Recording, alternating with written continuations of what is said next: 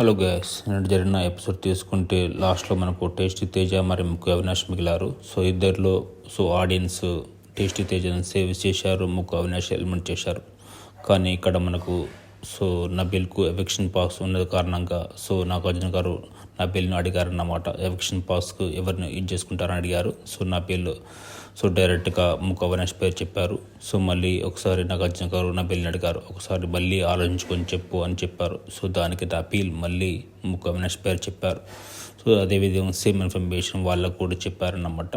దాని ప్రకారం tasty Teja poles పరంగా అయితే టేస్టీ తేజ సేవ్ అయ్యారు, ముక్కు అవినాష్ మాత్రం ఎలిమినేట్ అయ్యాడు.